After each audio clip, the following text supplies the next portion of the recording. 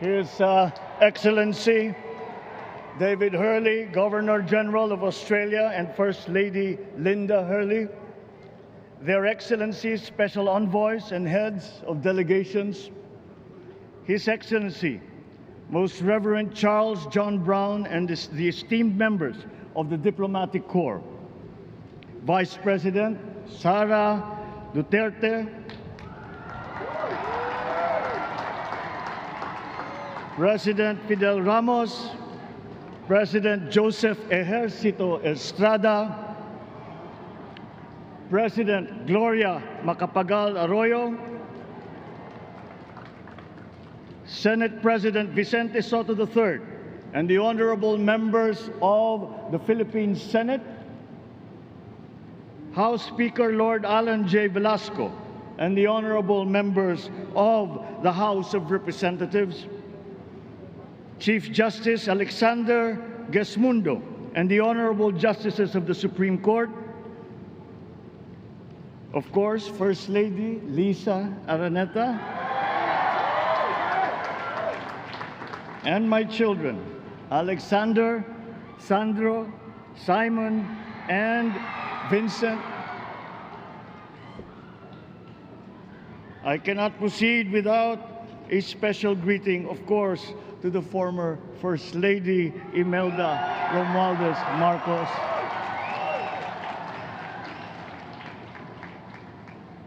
Other distinguished guests, ladies and gentlemen, my friends, ang aking minamahal na mga kababayan, magandang tanghali po sa inyong lahat.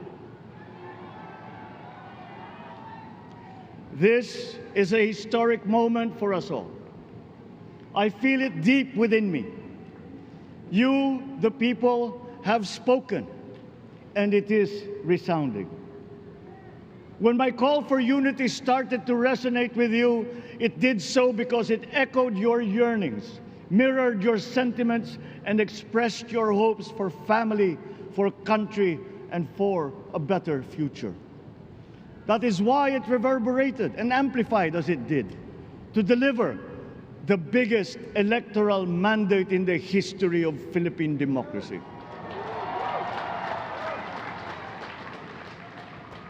By your vote, you rejected the politics of division. I offended none of my rivals in this campaign. I listened instead to what they were saying.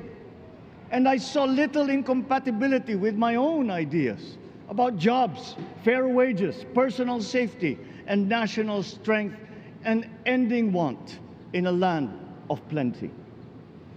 I believe that if we but focus on the work at hand and the work that will come to hand, we will go very far under my watch.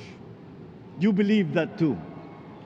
At pinakinggan ko ang tinig ninyo na ang sinisigaw ay pagkakaisa, pagkakaisa, pagkakaisa. We will go farther together than against each other, pushing forward, not pulling each other back, out of fear, out of a misplaced sense of weakness. But we are the furthest from weak. The Filipino diaspora flourishes even in the most inhospitable climes, where they are valued for their quality.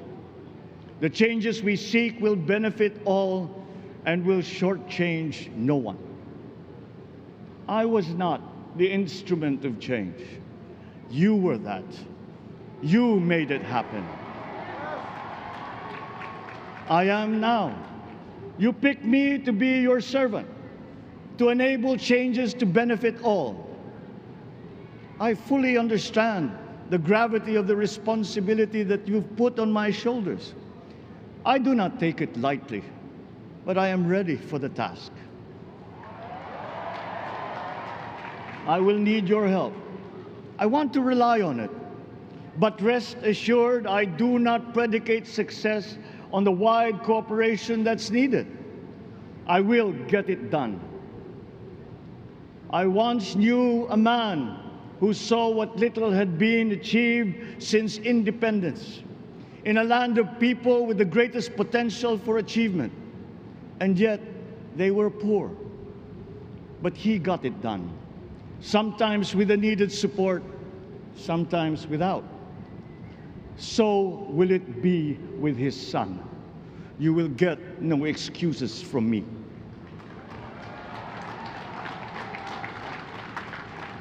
I am here not to talk about the past. I am here to tell you about our future. A future of sufficiency, even plenty, of readily available ways and means to get done what needs doing, by you, by me. We do not look back, but ahead, up the road that we must take to a place better than the one we lost in the pandemic. Gains made and lost, opportunities missed, well-laid plans superseded by the pandemic. Indeed, ours was the fastest growing economy in ASEAN by ways now outdated. We shall be again by a radical change in the way the world must now work to recover what we have lost in that fire and move on from there. We face prospects of the spread of the war abroad, of which we are totally blameless. We seek friendship with all. But countries like ours will bear the brunt of it. And if the great powers draw the wrong lessons from the ongoing tragedy in Ukraine, the same dark prospect of conflict will spread to our part of the world. Yet, there is more out there. Like going forward by new ways of doing that the pandemic forces to adopt. A stronger resilience, quicker adaptability. They are our best prevention. They are our best protection. Quiet reflection in a rough and tumble campaign of a breadth and intensity never experienced revealed some of them, such as the willingness to listen despite the noise, the hesitation to quarrel over differences, and to never, ever give up hope of reconciliation. These gave me the peace to ponder deeper. There are hints of a road not taken that could get us out of here quicker to something better, something less fragile. There is also what you, the people, did to cope, but this time empowered by new techniques and more resources. You got by, getting some of what you needed with a massive government help, and for this I thank my predecessor for the courage of his hard decisions. But there is a way to put more means and choices in your hands. I trust the Filipino. Imagine how much more you'd achieve if government backstops instead of dictating your decisions. Always there to pick you up when you fall, giving what you need to get past a problem. Imagine if it invested in your self-empowerment to bring it closer to taking on whatever challenges come. Imagine a country that, in almost every sense, is you. Now imagine what you and government can achieve together. We did it in the pandemic. We will do it again. But again, I will not predicate my promise to you on your cooperation. You have your own lives to live, your work to do, and there too I will help. Government will get as much done alone without requiring more from you. That is what government and public officials are for. No excuses, just deliver. It was like that once upon a time. I did not talk much in this campaign. I did not bother to think of rebutting my rivals. Instead, I searched for promising approaches better than the usual solutions. I listened to you. I did not lecture you who has the biggest stake in our success. And the forthcoming State of the Nation will tell you exactly how we shall get this done. In this fresh chapter of our history, I extend my hand to all Filipinos. Come, let us put our shoulders to the wheel and give that wheel a faster turn to repair and to rebuild and to address challenges in new ways, to provide what all Filipinos need, to be all that we can. We are here to repair a house divided, to make it whole, and to stand strong again in the bayanihan way, expressive of our nature as Filipinos. We shall seek, not scorn, dialogue. Listen respectfully to contrary views. Be open to suggestions coming from hard thinking and unsparing judgment. But always from us, Filipinos. We can trust no one else when it comes to what is best for us. Past history has often proven that. Solutions from outside divided us. None deepened our understanding. They were always at our expense. Never forget, we are Filipinos. One nation, one republic, indivisible. We resisted and never failed to defeat foreign attempts to break up our country in my father's watch. His strongest critics have conceded that. So let us all be part of the solution that we choose. In that lies the power to get it done. Always be open to differing views, but ever united in our chosen goal. Never hesitating to change it, should it prove wanting. That is how agile, resilient republics are made. Our future we decide today. Yesterday cannot make that decision anymore, nor can tomorrow delay it. The sooner we start, the surer and quicker the prospect of achieving our future.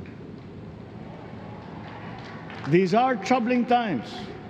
What's happening to others can happen to us, but it will not.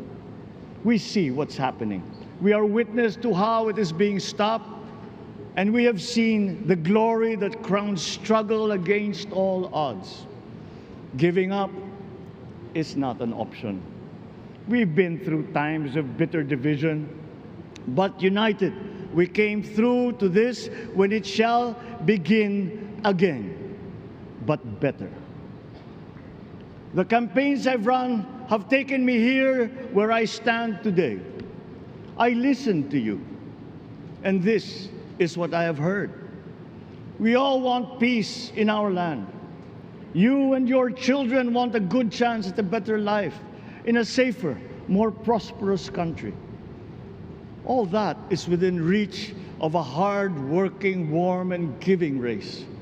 Your dreams are mine. Pangarap nyo ay pangarap ko. How can we make them come true? How can we do it together? But I will take it as far as anyone with the same faith and commitment can, as if it depended entirely on himself. Sa pangarap na maging mapayapa ang ating bansa, ang pangarap nyo ay pangarap ko. Sa pangarap na maging maunlad ang ating bansa, ang pangarap nyo ay pangarap ko. At sa pangarap na maging mas masinang ang kinabukasan natin at ng ating mga anak, ang pangarap nyo ay pangarap ko. We are presently drawing up a comprehensive, all-inclusive plan for economic transformation. We will build back better by doing things in the light of the experiences that we have had, both good and bad. It doesn't matter. No looking back in anger or nostalgia. In the road ahead, the immediate months will be rough, but I will walk that road with you. The pandemic ravaged bigger economies than ours. The virus is not the only thing to blame. What had been well built was torn down. we will build it back better. The role of agriculture cries for the urgent attention that its neglect and misdirection now demands. Food self-sufficiency has been the key promise of every administration. None but one delivered.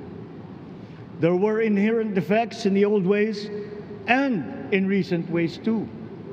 The trade policy of competitive advantage made the case that when it comes to food sufficiency, a country should not produce but import what other countries make more of and sell cheapest. Then came Ukraine.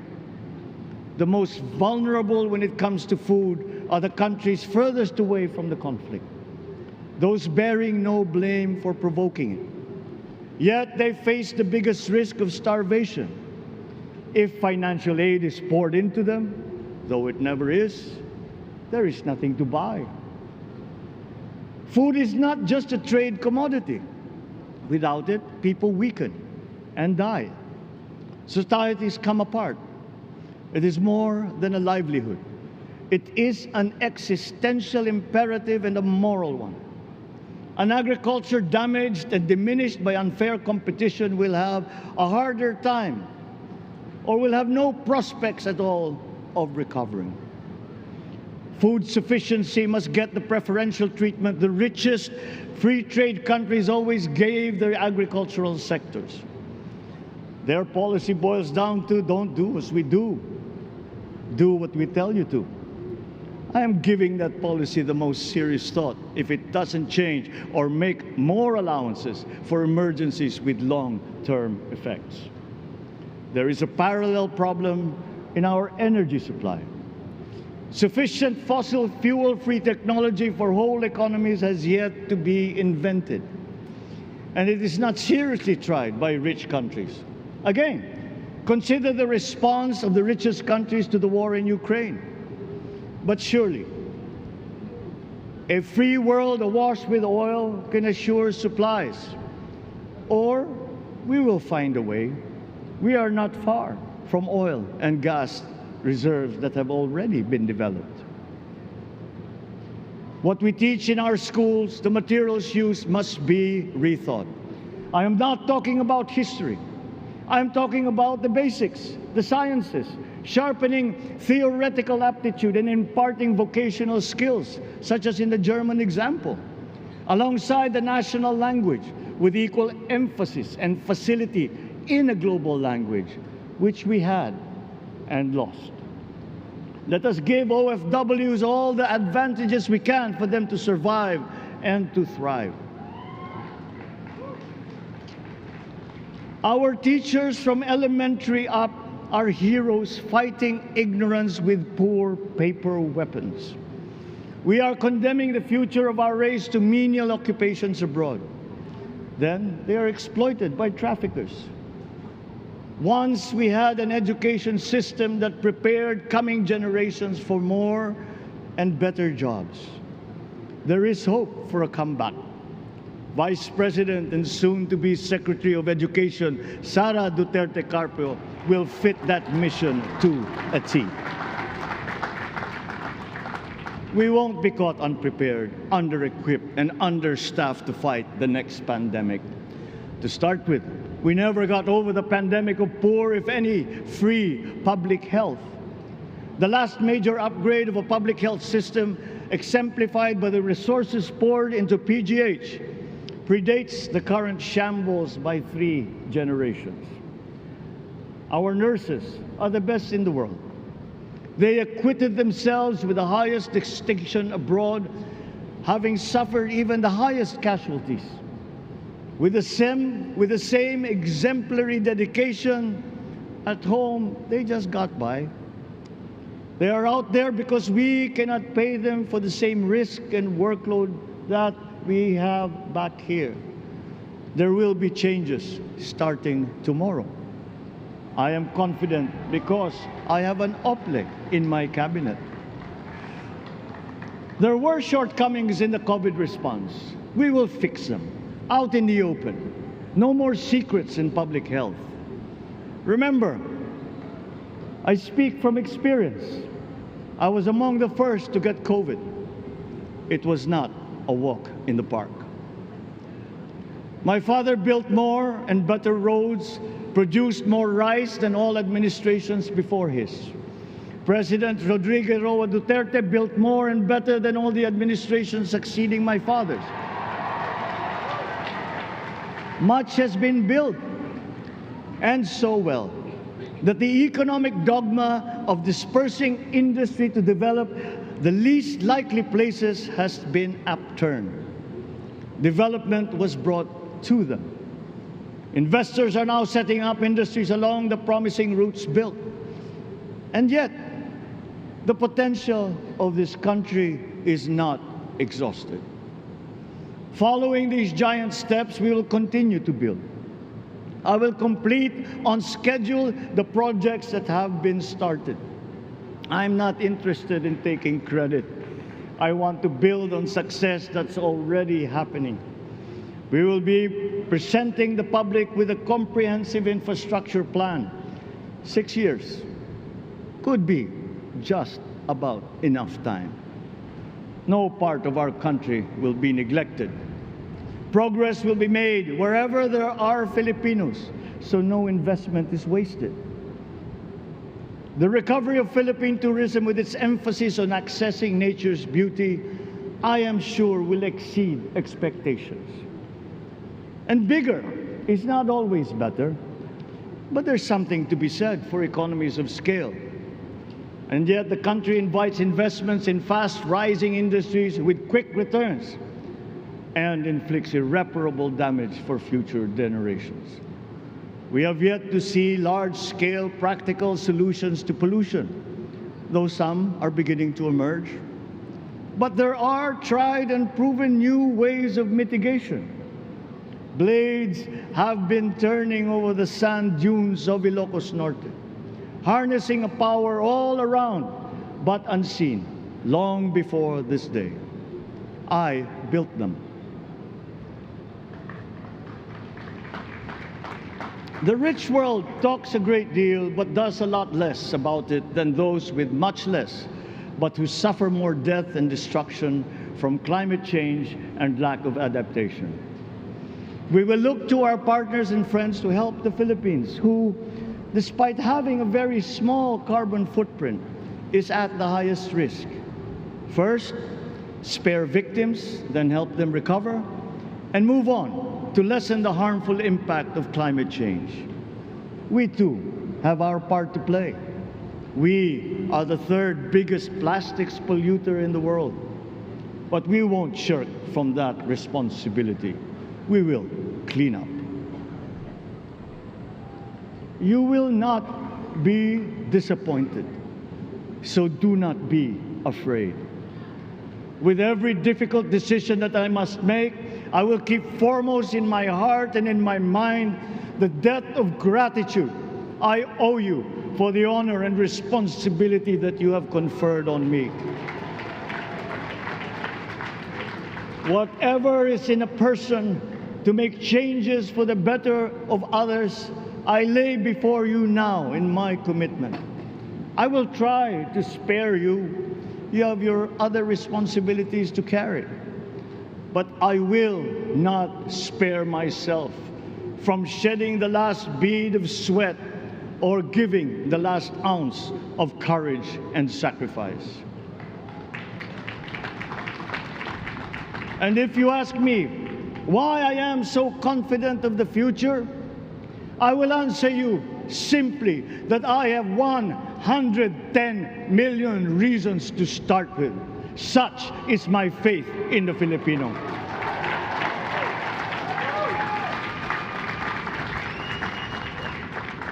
Believe, have hope. The sun also rises like it did today and as it will tomorrow. And as surely as that, we will achieve the country all Filipinos deserve. God bless the Philippines. God bless our work. Maraming salamat po sa inyong lahat. Mabuhay ang Pilipinas. Magandang tanghali po.